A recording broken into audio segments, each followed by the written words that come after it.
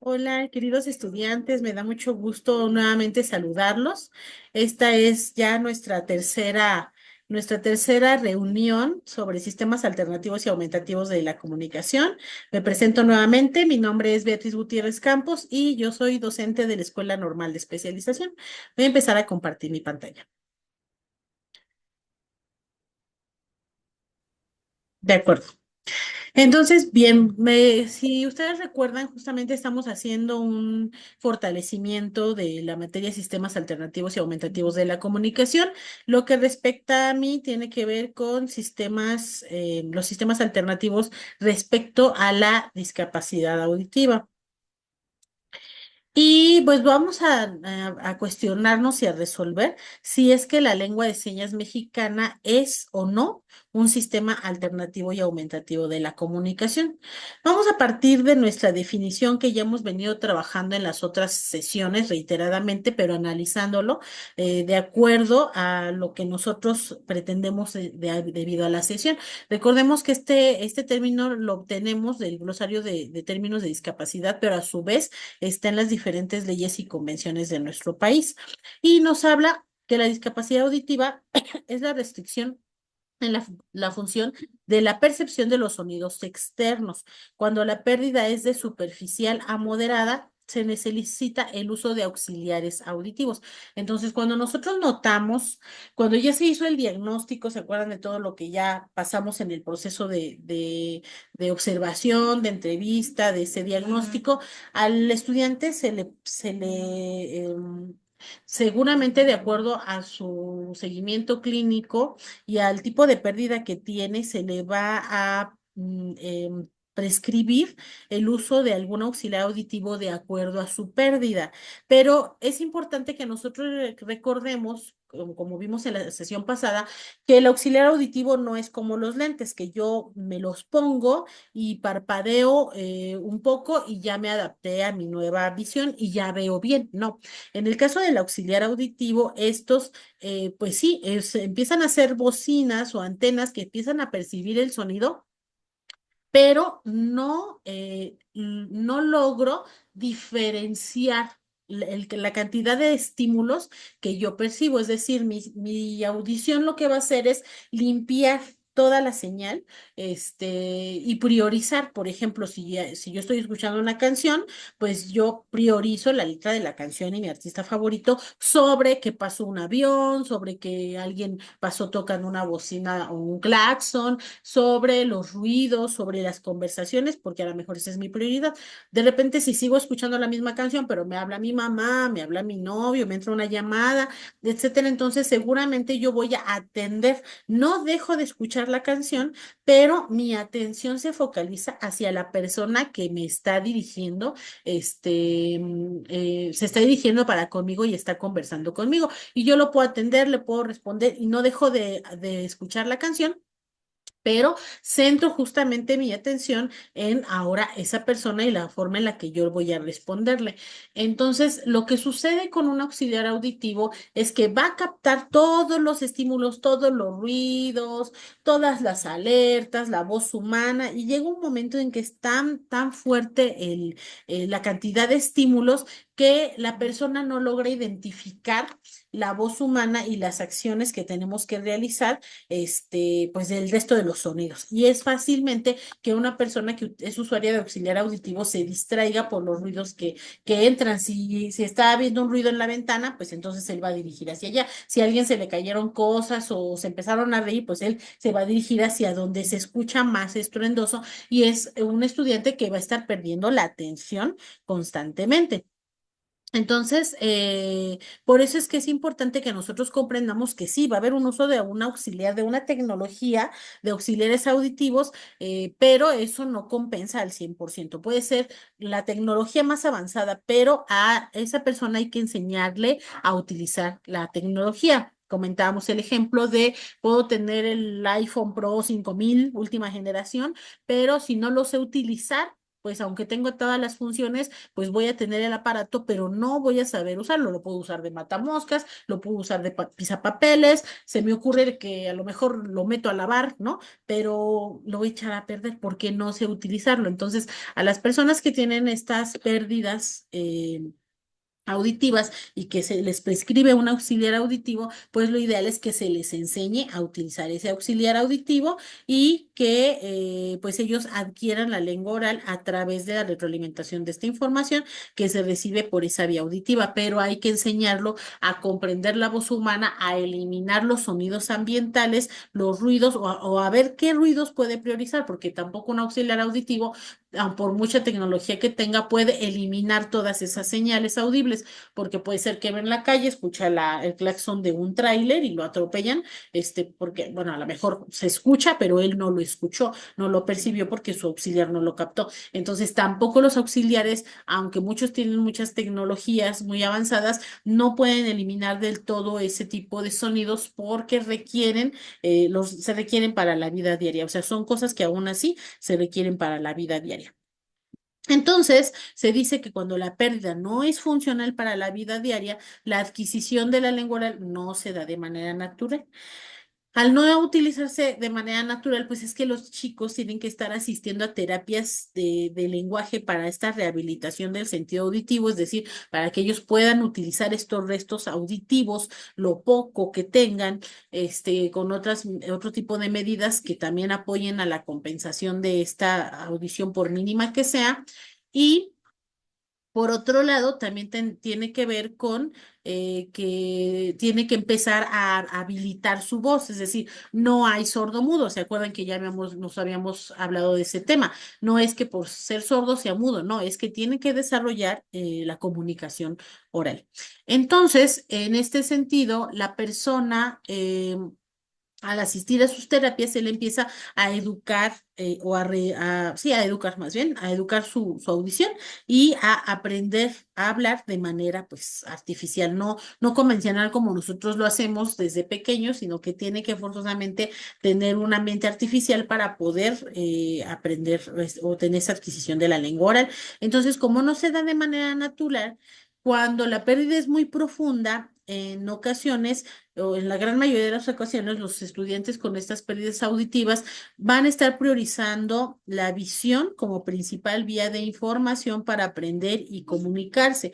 Por ello es que vamos a observar una tendencia de las personas con pérdida auditiva para comunicarse a través de signos manuales, es decir, la lengua natural de las personas. Que tienen estas pérdidas auditivas es la lengua de señas. En el caso de nuestro país, la lengua de señas mexicana, porque recuerden que al ser un idioma, también cada país, así como cada país tiene su lengua oral, también cada país tiene su lengua de señas. Entonces, es la forma en la que ellos podrían aprender mejor. Y pues nos vamos a dar cuenta de que este grupo social tienen estos miembros cuya falta de este sentido auditivo les limita a sostener una comunicación, una socialización regular y fluida en lengua oral, se les va a conocer y se les va a denominar como comunidad de sordos, que son estas personas que van a estar compartiendo esta lengua que es la lengua de señas. Aquí yo les tengo estas imágenes que son representativas, son imágenes de hace poquito tiempo. Ahí es la Asociación de Sordos aquí en Ciudad de México y van a ver del lado derecho una bandera. Fíjense cómo es la cohesión de ellos como grupo social, que incluso hoy en día ellos deciden a nivel mundial tener una bandera que los represente como si fueran una nación. O sea, como si los integrantes de la nación estuvieran distribuidos alrededor del mundo. Y entonces esta es la bandera de la comunidad de sordos que está representada en estos colores, tiene significados muy interesantes, pero justamente el superponer estos rayos habla de las manos de la interacción en lengua de señas que existe en el mundo, ¿no? Todos los sordos que pueda haber en el mundo. Y aquí, como ustedes observan en este círculo de personas, son personas sordas que se reúnen. Ahí es un grupo nada más, porque hay un montón distribuidas en ese espacio que ustedes observan por ahí. Hay un montón de grupos de ese tipo distribuidos conversando en lengua de señas. Hay adultos sordos, hay jóvenes, hay niños. En este caso hay personas oyentes, normoyentes, como cualquiera de nosotros, y hay personas sordas que están compartiendo la comunicación en señas. Van intérpretes, van familiares, etcétera. Y esto es a lo que nosotros llamamos una comunidad de sordos. Entonces, estamos hablando de que su forma de coincidir es justamente esta ausencia de la audición y sobre todo lo que tiene que ver en torno a la lengua de señas. Entonces, ¿qué nos dice en el diario oficial sobre la lengua de señas mexicana? Nos habla de que es la lengua de la comunidad de sordos que consiste en una serie de signos gestuales articulados con las manos y acompañados de expresiones faciales, mirada intencional, movimiento corporal, dotados de función lingüística que forma parte del patrimonio lingüístico de dicha comunidad y es tan rica y compleja en gramática y vocabulario como cualquier lengua oral. Entonces, si se dan cuenta, hay una formalidad de un idioma como tal. Por ejemplo, nosotros estamos habituados a tener estos estándares de competencia en las lenguas para que seamos evaluados y nos den una certificación, ¿no? Porque estamos hablando de un proceso muy formal. En el caso de todas las lenguas de señas es de la misma manera, o sea, hay una forma muy importante, muy significativa, muy variada, muy enriquecida de que nosotros podamos aprender y comunicarnos en lengua de señas. Por eso hablamos de que la lengua de señas es un idioma. Justamente como uno de los rasgos representativos de la cultura del sordo, vamos a ver aquí, miren, en esta imagen, estamos en el hemiciclo a Juárez, aquí en la Ciudad de México, en donde cada 28 de noviembre se reúnen todas las personas sordas, no importa si es sábado, domingo, lunes, miércoles, no importa el día, se reúnen en el hemiciclo, incluso en pandemia, se reunieron en el hemiciclo y llegaron los policías a tratar de, pues, disuadirlos porque estábamos en pandemia y no podían estar pues afuera ni exponiéndose, ¿no? Entonces allá marcha, esté cerrado, etcétera, las personas se reúnen ahí para recordar y conmemorar el Día Nacional del Sordo que se conmemora, se festeja el 28 de noviembre aquí en México en memoria de que Benito Juárez fue el que fundó lo que en aquel entonces se denominaba Escuela Nacional de Sordomudos y bueno, entonces ellos tienen a esta figura de Benito Juárez y ese día, pues como un hecho histórico dentro de su comunidad muy importante, y por eso es que ellos lo recuerdan en estas fechas, ¿no? Y por eso es que se reúnen y lo conmemoran en estas fechas. Ahora, justamente la lengua de señas mexicana, pues sabemos que se compone de signos que son visuales, que tienen una estructura lingüística propia, con la cual se identifican y expresan las personas sordas, en este caso, pues de nuestro país. Y esta es la lengua que articula sus pensamientos, sus emociones y les permite satisfacer sus necesidades comunicativas, así como desarrollar las capacidades cognitivas al máximo mientras interactúan con el mundo que los rodea. Por eso es que la gran mayoría de las personas sordas usuarias de lengua de señas se les denomina que son bilingües biculturales.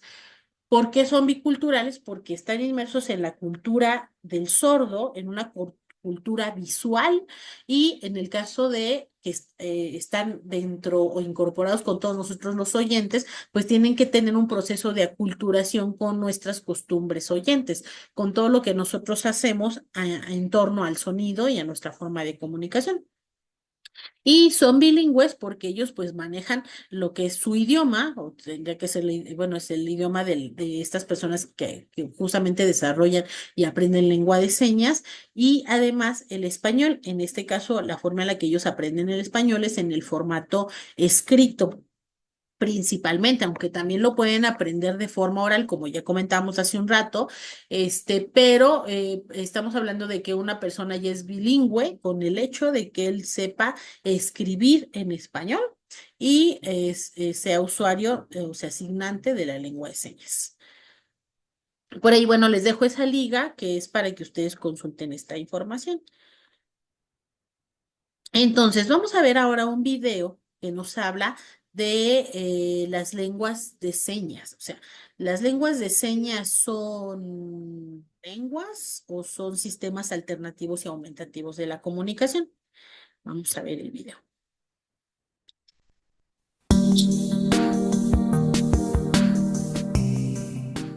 Hola, me llamo Olga Berrios y en este vídeo vamos a entrevistar a una experta en sistemas alternativos y aumentativos de comunicación. Ella se llama Clara Delgado, trabaja en el CEAPAT, es el Centro de Referencia Estatal de Autonomía Personal y Ayudas Técnicas. Este centro es parte del INSERSO, que es el Instituto de Mayores y Servicios Sociales. Clara, muchas gracias por acompañarnos. Gracias a vosotros, a vosotras y a Plena Inclusión por invitarme. Bueno, Clara, ¿de qué forma nos comunicamos las personas? Las personas nos comunicamos de muchas formas. Por ejemplo, hablamos, escribimos, dibujamos o hacemos gestos. Algunas personas con discapacidad tienen dificultades para comunicarse. Por ejemplo, no hablan o no se entiende bien lo que dicen. Estas personas utilizan otras formas para comunicarse. Estas formas de comunicación se llaman sistemas alternativos o aumentativos de comunicación. ¿Y qué diferencia hay entre un sistema alternativo y un sistema aumentativo de comunicación? Cuando una persona puede hablar, pero utiliza pocas palabras, o es difícil entenderla cuando habla, se llama sistema aumentativo de comunicación. La persona utiliza este sistema para comunicarse mucho mejor. El sistema alternativo de comunicación se utiliza cuando la persona no puede hablar. Es una forma de comunicarse sin utilizar el habla. Y Clara, ¿por qué son importantes estos sistemas? Comunicarse es muy importante para todas las personas. Cuando nos comunicamos, expresamos lo que sentimos y lo que queremos. Participamos en las actividades del colegio o del trabajo. Nos relacionamos con otras personas y tenemos amigos y amigas. Algunas personas con discapacidad pueden tener dificultades para hablar o incluso no hablar, pero pueden comunicarse con estos sistemas y participar en la sociedad. ¿Y qué personas usan estos sistemas? Cualquier persona con dificultades para comunicarse puede usar estos sistemas durante un tiempo o toda su vida. Los niños o niñas, los jóvenes, las personas adultas o las personas mayores pueden usar estos sistemas para comunicarse. Por ejemplo, personas con discapacidad intelectual, personas con sordoceguera, autismo, parálisis cerebral o enfermedades como la esclerosis lateral amiotrófica. Y bueno, ¿qué elementos forman los sistemas de comunicación? Las personas pueden comunicarse utilizando imágenes, como por ejemplo fotografías, dibujos, pictogramas, letras, palabras escritas y signos gestuales o letras realizadas con las manos. Entonces, ¿las lenguas de signos son un sistema alternativo o aumentativo de comunicación? Hay personas que utilizan signos gestuales para comunicarse. Cuando realizamos al mismo tiempo signos gestuales y palabras, se llama comunicación total o también comunicación bimodal. Por ejemplo, yo quiero una galleta.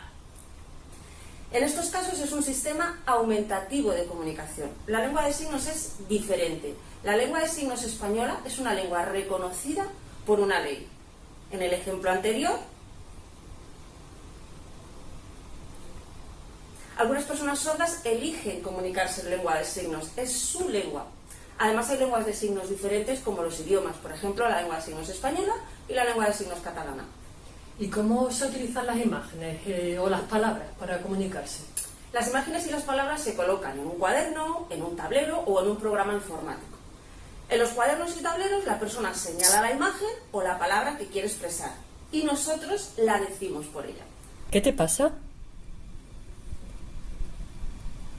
Ah, que te duele mucho cuando tragas la comida. En los programas de comunicación la persona pulsa la imagen o la palabra y el programa la dice en voz alta. ¿Qué quieres tomar? Yo quiero tomar café. ¿Cuánto es? Yo quiero tomar café. ¿Cuánto es? Si la persona no puede señalar en un cuaderno o en un tablero de comunicación, necesita ayuda de la persona con la que habla. ¿Qué quieres hacer? ¿Ir a letras? ¿Ir a mensajes? Muy bien. Vamos a empezar por la primera fila. ¿Qué quieres hacer? ¿Está en la primera fila? ¿Segunda fila? Muy bien. ¿De la segunda fila? ¿Ir al centro de día? ¿Escribir en el ordenador? Perfecto, pues vamos allá. Si es un programa de comunicación, puede necesitar para señalar el mensaje otros productos, como por ejemplo un ratón o un pulsador.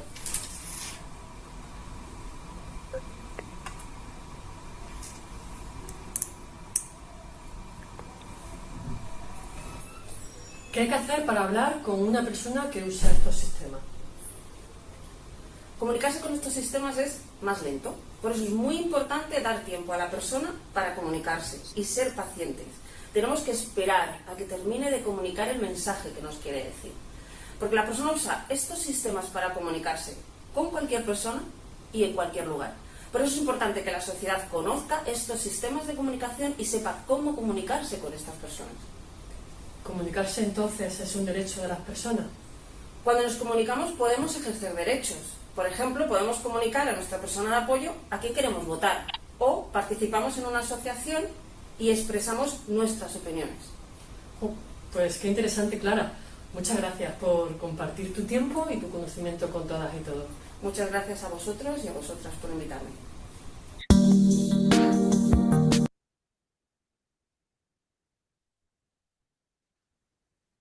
Ahora sí.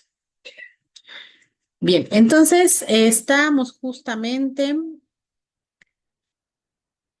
vamos a avanzarle, en que, bueno, ya con esta información que nos comentan nuestras colegas, que, bueno, ellas son de España, ¿verdad? Y hablan sobre la lengua de señas española, pero nos dicen que no. O sea, una cosa es un sistema alternativo y aumentativo de la comunicación y otra cosa es la lengua de señas, porque la lengua de señas como tal es un formato de comunicación que es formal, valga la redundancia, que tiene reglas, que hay toda una estructuración y que hablamos de un grupo de hablantes que tienen esta forma de comunicarse en común, de relacionarse y además hay aspectos intrínsecos que tienen que ver con lo cultural, con la identidad, con una cantidad de situaciones que nos da el tener un idioma. Fíjense cómo es curioso que aunque ellos no tienen un territorio nacional, un territorio como tal común, el que se reúnan ellos en estas asociaciones, como la foto que les mostraba hace rato, en donde todos están compartiendo en lengua de señas, pues justamente hace la vez del territorio nacional, como tipo ir a la embajada, ¿no? Y compartir con sus paisanos, ¿no? Entonces, definitivamente la lengua de señas no es un sistema alternativo y aumentativo de la comunicación, aunque si vamos aquí, ya empezamos a identificar cuáles son las características o cuáles son las personas o en condición de que sí estarían requiriendo de algún sistema alternativo y aumentativo de la comunicación que es de otro tipo, ¿no? Por ejemplo, hablaban de tableros de comunicación, etcétera, pero en el caso de la discapacidad auditiva, vamos a ver lo siguiente. Bueno, hablamos de que lo alternativo es como si sustituyera la comunicación oral. Y lo aumentativo es que complementa esa comunicación oral. En el caso de la lengua de señas, pues no está sustituyendo la comunicación oral, no, o sea, es una lengua, es otro idioma, es como si habláramos inglés o chino mandarín, o sea, la lengua que sea, simplemente que es una lengua oral. Cuando hablamos entonces de ahora sí, ¿cuáles entonces son los sistemas alternativos y aumentativos de la comunicación para la discapacidad auditiva? Porque pues ya dijimos que la lengua de señas no. Bueno, para empezar, nosotros tendríamos que partir de las características de nuestra persona, porque no todas las personas que tienen esta pérdida auditiva son iguales. Ya habíamos hablado de que hay prelingüísticos, que hay poslocutivos y eso marca una gran diferencia para la atención. Entonces, nosotros vamos a identificar que hay diversos, muy diversos grupos de personas. Uno de ellos, por ejemplo, hablamos del sordo señante. El sordo señante es toda aquella persona cuya forma prioritaria de comunicación e identidad social se define en torno a la cultura de una comunidad de sordos y su lengua de señas. Y bueno, ellos qué va a suceder, que pues sí va a haber eventualidades en donde van a requerir de un intérprete para que sirva de puente de la comunicación. Pero es una lengua. Entonces aquí los vemos, por ejemplo, estos en eventos reales en nuestro país, en donde vemos este foro de modelos lingüísticos sordos y las personas que aparecen aquí son sordas. La gran mayoría de asistentes también pueden ser sordos u oyentes intérpretes, etcétera, personas interesadas en el tema, pero pues es un foro, es una exposición, es un lugar en donde se está recibiendo información, ¿no? Y también hay una parte muy importante que es a través de las videollamadas, puede ser mecanismos como este como el Zoom, como las videollamadas de WhatsApp, etcétera. O sea, todo el lugar donde pueda yo establecer comunicación con otra persona y pues la cámara ayuda mucho porque estamos haciendo esta parte de la lengua de señas y comunicarnos. Aquí, bueno, es LSM, que es la sigla de lengua de señas mexicana, y pues aquí vemos cómo se agrupan, ¿no? Se agrupan y esa forma de agrupamiento es circular o semirredondo para podernos comunicar entre sí. ¿Por qué? Porque es una lengua visual. Entonces, de esta manera estamos hablando de una persona sordoseñante. ¿Quién sería un sordo hablante? Pues se acuerdan que hablábamos de esta definición de la pérdida auditiva y decíamos, bueno, se puede perder la audición, puede ser que el niño de nacimiento la haya perdido o puede ser que pues haya tenido alguna situación, enfermedad, caída, todas las condiciones que ya habíamos hablado y esa persona pues pierde la audición, pero ¿en qué momento la perdió? La perdió de bebé. Todavía ni siquiera aprendía a decir mamá, etcétera, cuando ya él la perdió, o ya tenía 3 años cuando la perdió, 5 años, 8 años, ¿cuántos años tenía cuando él perdió la audición? Entonces ahí estamos hablando de un sordo hablante cuando, o sea, puede ser esa persona que perdió la audición posterior a haber aprendido a hablar, es decir, él ya hablaba y de repente perdió la audición, aunque fuera muy pequeñito. O bien aquellos que a temprana edad perdieron la audición y pues la lengua que hablan la lengua oral, sin embargo, no siempre pueden comunicarse de manera satisfactoria con estos usuarios y pues perdón, son usuarios de tecnología para recuperar los restos auditivos. Entonces, ya sea que yo de repente perdí la audición y ya no alcanzo a observar y a comprender muy bien, entonces por lo tanto, bueno, yo hablo, ¿no? Pero ya mi pérdida hay una disminución. Por ejemplo, las personas que son adultas mayores, pues ya no escuchan, están así de que no te escucho, no te entiendo, ¿no? O algún accidente que hubiera, etcétera, y, o sea, hablan, pero pues pueden ser usuarias o no de un auxiliar auditivo, o estos chicos que se rehabilitaron a través de terapias, aprendieron a hablar, como es el caso que estamos viendo ahorita en la imagen, y pues son hablantes, pero esta parte justamente es la importante, que pues no hay una forma satisfactoria de comunicarse, o sea, no hay o sea, sí llega a haber ahí alguna fractura de repente en la comunicación, ¿no? Y tenemos el sordo semilingüe, que es toda aquella persona que no ha desarrollado a plenitud ninguna lengua, y esto fue debido a que, pues puede haber quedado sordo antes de desarrollar una primera lengua oral y a que tampoco tuvo acceso a la lengua de señas. Por ejemplo, a lo mejor los padres ya lo detectaron muy tardíamente, no sabían cómo intervenir. Muchos adultos, por ejemplo, sordos, pues quedaron en casa, no salían, ¿no? No se les brindó un sistema de comunicación, no fueron a la escuela y tampoco se les enseñaron señas. Llega a haber un momento en el que llegan a implementar un sistema casero de comunicación que incluye algunos señalamientos, señas, con su cuerpo, gestos, sonidos que no son que son inteligibles, o sea, que no se llegan a comprender del todo, y también sucede, bueno, por ejemplo, hay un ejemplo, seguramente ustedes hoy en redes sociales han visto a este arquitecto que hace remodelaciones y demás, y fue un asilo a hacer una remodelación, y hay una persona adulta mayor en el asilo que justamente es una persona sorda semilingüe. Si tienen por ahí curiosidad, vayan a ver algún video de estos de la remodelación del asilo, y entonces hay una mujer que de repente medio hace señas, medio hace señalamientos, sonidos guturales, así de... ¿no? O de repente algunas señas o señalamientos muy básicos y él trata de comunicarse y es muy gestual y hace movimientos con las manos y es muy expresivo y es mucho de señalar, ¿no? Entonces, justamente ya hablamos de un sordo semilingüe, pues no hay una comunicación, aunque él tiene toda la intención de comunicarse con ella, pues ni él tiene todas las herramientas, ni ella tampoco posee para poder establecer. O sea, de alguna forma hay una sonrisa social, hay un contacto, ¿no? Incluso hay una cercanía, pero como tal no sabemos tal cual como es el sistema de comunicación. Ahora imagínense cuando la persona enferma, ¿no? Cuando se siente mal, pues qué tipo de comunicación puede establecer. Y estamos hablando de una adulta mayor, entonces es toda su vida en donde pues no pudo desarrollar ninguna lengua. La escritura, por ejemplo, seguramente no la hay, no hay escritura, no hay lectura, no hay comunicación oral y no hay comunicación escrita. Entonces, o medio lo adquirió, o medio se comunica, o medio se le entiende, pero no es tal cual o del todo. Ahora, a partir de esto que ya observamos, que voy a regresar, o sea, ¿qué tipo de sordo, qué tipo de persona estamos, con qué tipo de persona estamos trabajando? Con una persona sordo señante, bueno, se trabaja lengua de señas, pero ya quedamos que ese es un idioma. Incluso cualquiera de estas personas que acabo de mencionar puede aprender la lengua de señas, ¿no?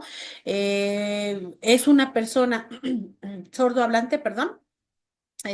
¿En qué medida es su calidad de voz? Porque también la calidad de voz no es como la suya y la mía, ¿no? Es una voz aprendida, incluso es una voz que tiene dificultades en la entonación, en los suprasegmentos, que puede ser poco clara, que a veces pudiera ser muy, apagada, ¿no? Que carece de inflexiones. Entonces va a depender también del tipo de pérdida, del tipo de tratamiento del estudiante, etcétera, ¿no? De nuestro pequeño.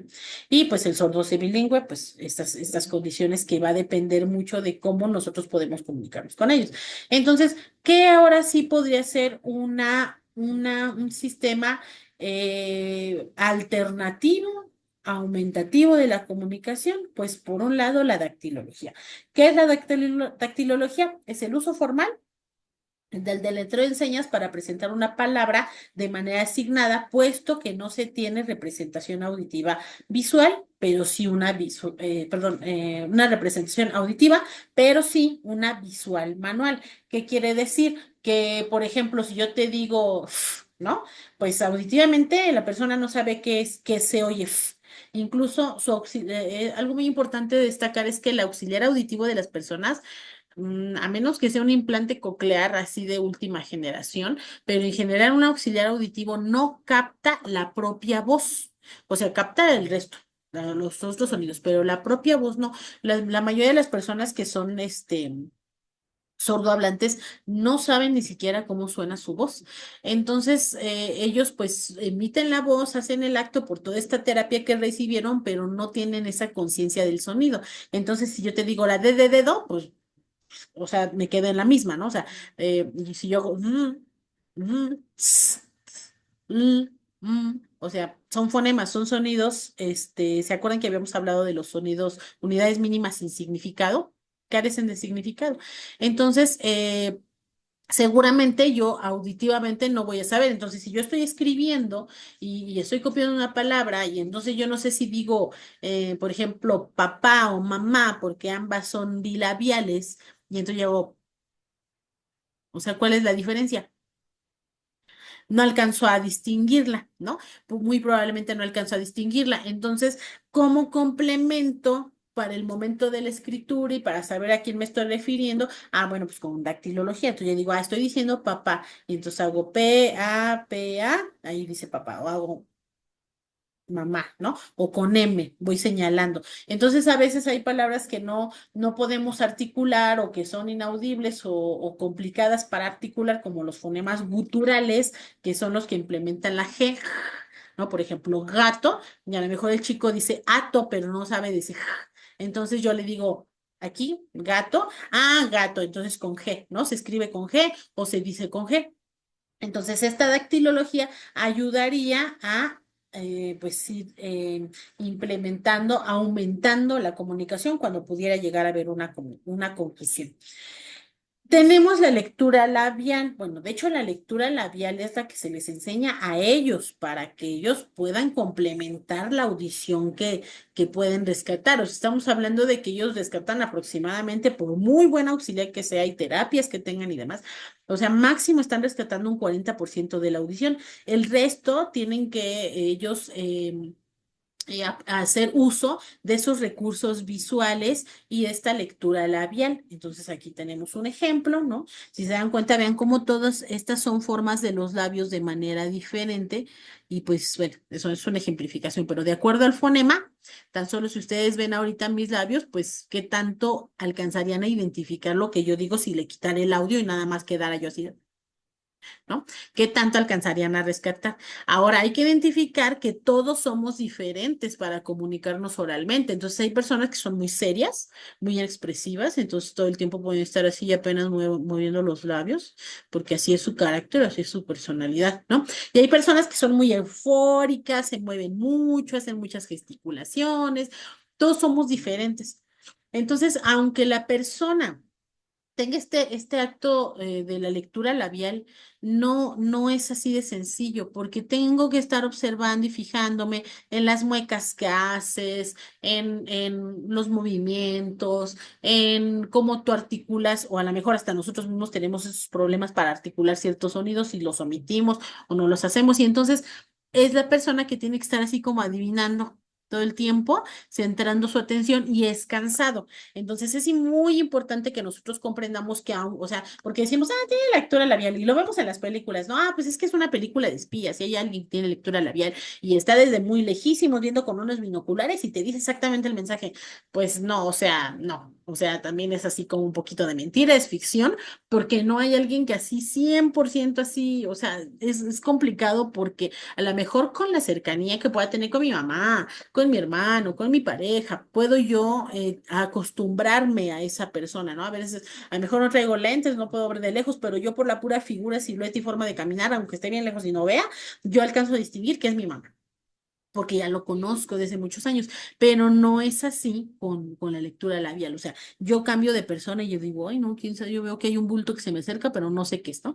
O sea, visualmente hablando, bueno, auditivamente o en la parte de la forma de los labios, imagínense, bueno, ya además si es usuario de lentes, imagínense qué pasa.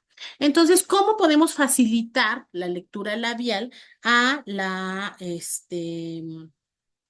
persona, eh, ¿cómo se llama? La persona, sorda. Bueno, pues hablar claro y sin exagerar en la comunicación. Es decir, no porque yo esté haciendo todos estos movimientos, la persona me va a entender. Al contrario, se desfiguran mis movimientos, labiales, ¿no? O que yo esté señalando y gesticulando y haciendo así muchos ademanes, se distrae la persona, tampoco es eficiente. Es importante hablar de frente y a la altura de la persona, no dar la espalda, no estar caminando alrededor del salón, realizar pausas, ¿no? Si incluso si ustedes se dan cuenta, eh, creo y me parece que el Zoom va a aparecer con subtítulos. Entonces, ustedes hagan ese ejercicio, vean ahorita en el Zoom, lean el subtítulo. Digo, hay quien no son usuarios y pues lo omiten, ¿no? O sea, lo ignoran. Pero ahorita si ustedes se percatan, van a empezar a darse cuenta que yo estoy hablando pausadamente. Entonces, tal cual el aparato lo que hace es detectar tal cual las palabras que yo estoy diciendo y les está transcribiendo. Pero si empiezo a hablar muy rápido y empiezo a decir, a lo mejor va a ser tonos inaudibles, y no puedo saber exactamente qué es lo que estoy diciendo y a lo mejor de repente no vas a entenderse tan claramente y me va a cambiar algunas, porque de repente a veces nosotros hablamos como muy entrecerrado, muy entrecortado y no se entiende, ¿no? Entonces, vean cómo ahí ya cambió desarrollado, muy bien desarrollado, bien reportado y no se entiende. ¿Ya vieron? Entonces, imagínense, o sea, un auxiliar auditivo. O sea, va a depender de la forma en la que hablemos nosotros oralmente. Pues no lo va a captar. Si no lo captan estos dispositivos que son muy avanzados, imagínense un auxiliar auditivo, ¿no? Y la misma forma, ¿no? De los labios, cómo la persona puede estar así completamente centrando su atención y qué tan claros nosotros estamos siendo en la emisión del mensaje. Entonces, hagan ese ejercicio y verán que la verdad es que esto de la pandemia y las videollamadas, pues para muchas personas, usuarias de esta lectura labial, pues no fue nada sencillo. Y bueno, tenemos realizar pausas, cuidar las inflexiones de la voz, que tiene que ver con las tonalidades de la voz, cuidar las palabras que sean congruentes con las emociones que transmiten, porque si yo digo, ay, estoy bien enojado, ay, no, pero bien enojado, ¿no? O sea, ¿estás enojado o estás feliz, no? O sea, no se entiende. Cuidar mi expresión facial y poder a esta parte de lo que les decía de que entender los labios de la persona que lleva tiempo, ¿no? Pero además imagínense que hay hablantes diferentes, ¿no? Entonces todo el mundo habla y habla y habla, y entonces yo a cuál de todos los labios les pongo atención. No es sencillo ser una persona con una pérdida auditiva. qué otro tipo de situaciones pueden, de sistemas, digamos, pueden aumentar la comunicación, pues el lenguaje corporal, ¿no? De repente cuando yo estoy con una persona que yo no tengo su código, ella no tiene el código, entonces, ¿qué podemos hacer? Movimientos, señalamientos, gestos, expresiones faciales y corporales. Otras situaciones que debemos implementar son los entornos visuales para el aprendizaje. Estas imágenes que les presento ahora son del Instituto Pedagógico para Problemas del Lenguaje y aquí en el IPLIAP pues es una escuela en donde su población es de pequeños sordos y pues son usuarios de la lengua de señas. Si se dan cuenta, bueno, aquí lo que hacen es pues estas carteles, dibujos, gráficos, tablas, esquemas, maquetas, mapas, rotafolios, libros, materiales concretos, todo lo que sea visual. Eso está pegado alrededor del salón. ¿Ya vieron cómo aquí está su identidad? Aquí está la bandera de los sordos. ¿Qué más también tenemos que implementar? Organizadores con información, mapas conceptuales, mapas mentales, cuadros sinópticos, diagramas, líneas del tiempo, diccionarios. Es fundamental el empleo de diccionarios. Miren, por ejemplo, aquí están hablando aquí es La Paz, por ejemplo, Mexicali, y entonces ahí los chicos hicieron las señas. Ahí lo representaron con las señas y hay quien, bueno, va a empezar y va a ir haciendo diccionarios de conceptos, diccionarios de palabras. ¿Qué otra cosa puede apoyarme justamente a aumentar esta comunicación? Pues los formatos de lectura fácil. Hay una página que se llama Lectura Fácil. Podemos encontrar, ahí aparece ese logo. Voy a quitar ese cursor para que no tape la presentación. Pero justamente en Lectura Fácil podemos encontrar muchos documentos ya. Y bueno, ¿qué dice justamente la Ley para la Inclusión de Personas con Discapacidad? Dice que el formato de lectura fácil es un texto complementario al principal, redactado en un lenguaje simple, directo, cotidiano, personalizado, con tipografía clara y tamaño accesible, la cual puede utilizar ejemplos para su mejor comprensión y está libre de tecnicismos y conceptos abstractos. Entonces, una persona que justamente tiene alguna discapacidad, requiere de estos apoyos. Yo le puedo dar un montón de letras y un montón de libros, ¿no? Pero seguramente va a perder su atención, no se va a enfocar, va a haber muchas palabras que carezcan de significado y por eso es importante implementar la lectura fácil. Y bueno, ya estoy cerrando justamente con esta guía para la convivencia con la comunidad sorda. Yo quiero presentarles no me va a dar tiempo de presentárselos todo, nada más les dejo aquí la liga, les dejo el código QR para que ustedes lo puedan ver completo, pero es justamente una guía para la convivencia de la comunidad sorda. Y nos explican, aquí son unos. La app de YouTube Music tiene el poder de detectar lo que te gusta, desde el momento en que abres la app. Y hay que omitir el comercial del patrocinador.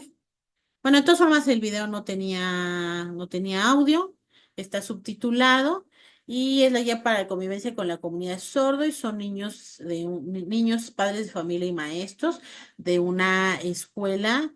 Y pues ellos hablan lengua de señas argentina, también por eso se los puse para que ustedes observen la diferencia, ¿no? De esta lengua de señas mexicana y la argentina.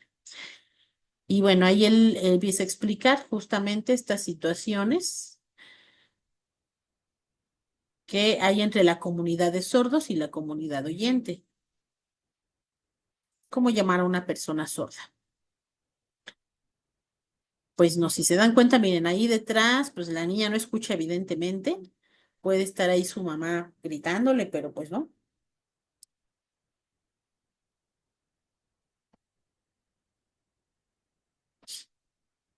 así no. Un toque ligero en la espalda y llama su atención.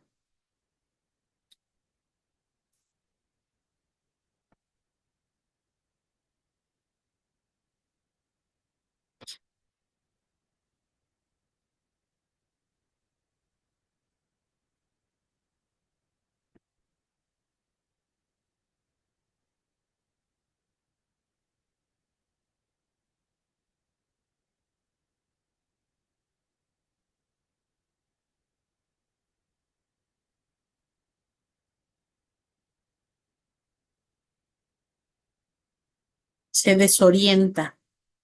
Una persona sorda, si le tapas los ojos, se desorienta. ¿Cómo la sorprendo?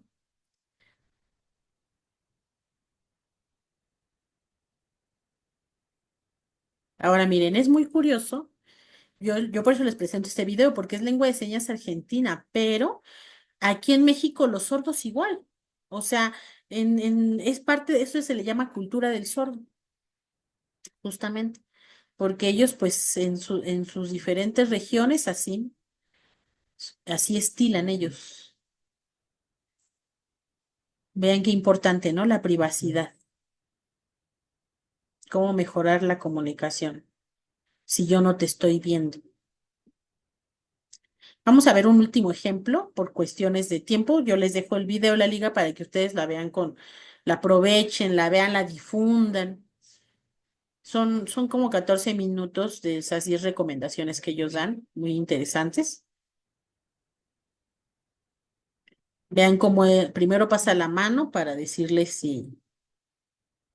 si puede pasar, ¿no?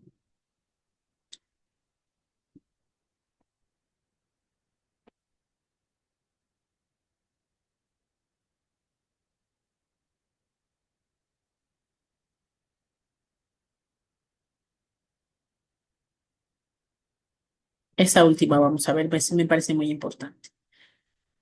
¿Cómo interrumpir una persona? No, eso es horrible, eso es, o sea, no, se molesta a la persona. Es como si yo estuviera hablando y de repente llegan y me tapan la boca. O sea, ¿qué van a hacer ustedes? Pues van a rechazar y más si están, molestos, ¿no? Entonces, por nada del mundo ustedes pueden detenerlo, frenarle las manos a una persona que está asignando.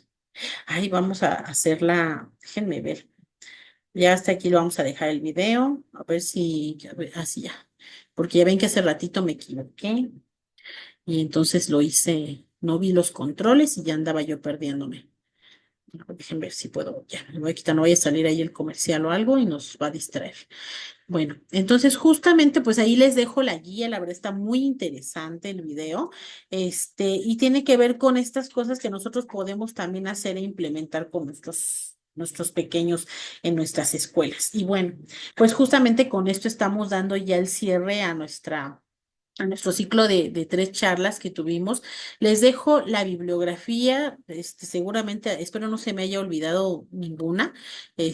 Tenemos aquí como tres páginas de fuentes de consulta, de materiales que ustedes pueden consultar. De repente yo les decía, a veces está muy cargada a lo mejor la diapositiva. Me gusta equilibrar entre imágenes que sean más claras con la información, pero de repente sí me gusta, yo sé que, y de verdad, o sea, es muy, muy padre trabajar mapas conceptuales, etcétera, pero de repente no todos tenemos esa atención, ¿no? No todos tenemos esa atención auditiva y necesitamos un refuerzo visual y necesitamos hacer la nota. Entonces, me parece que es mucho más sencillo que tengamos esta información y ya cada quien de ustedes, pues, depura lo que sea necesario para sus servicios. Les presento ahí. Hay otra, se ve muy poquito, pero bueno, seguramente en el video ya ustedes lo pueden pausar, pueden ver las fuentes de consulta y pues todo lo que hemos estado, trabajando en estas sesiones. Y pues yo de verdad agradezco mucho la oportunidad que me brindó su escuela de compartir con ustedes, de hacer estas redes normalistas que de verdad son padrísimas. Hemos comentado los maestros y yo que genial sería que estuviéramos ahí con ustedes. Por esta ocasión no se puede, pero está por ahí en pie la invitación para más adelante compartir y pues yo les dejo aquí toda la información. Ojalá, pues si tienen alguna duda, alguna pregunta, acérquense con sus profesores. Ellos van a hacernos llegar estas preguntas ya, en ejes de análisis para que nosotros podamos darle respuesta a sus dudas. A lo mejor fueron a sus prácticas y se encontraron allá pequeñitos con alguna situación en específico, en alguna condición en particular que requieren de una atención más precisa. Estas orientaciones pues se dan de manera general, tratando de que déjenme regresarle, no importa. tratando de que pues ustedes se lleven la mayor información posible en estas sesiones y de verdad agradezco mucho a las autoridades por permitirnos, tanto a los de la Escuela Nacional para Maestras de Jardines de Niños como la Escuela Normal de Especialización. Agradezco de verdad muchísimo la confianza que tuvieron en nosotras para poder llevar a cabo estas jornadas de trabajo que sean muy enriquecedoras y pues nos estamos viendo seguramente en un siguiente momento para aclarar esas dudas y preguntas. Por ahí se va a quedar el video guardado en el micrositio para que ustedes lo puedan consultar las veces que lo consideren necesario. Y también vamos a tener, como les comentaba, esta comunicación. Les dejo mi correo, me faltó ponérselos ahí. Es beatriz.gutierrez@aefcm.gov.mx y también hay un blog, que es un blogspot. Y ustedes le ponen, escriben ahí en el buscador todo junto, practicando LSM, y les va a salir una página del blog que se llama Practicando Lengua y Señas Mexicana de la Escuela Normal de Especialización, y ahí hay un montón de videos, películas, recursos que ustedes pueden implementar para sus clases, algunos materiales que les pueden ser útiles, algunos vocabularios, algunos diccionarios en lengua de señas, y pues nada. De verdad agradecerles todo, agradecerles a todos y a todas por este espacio de aprendizaje y pues nos estamos viendo muy, muy pronto.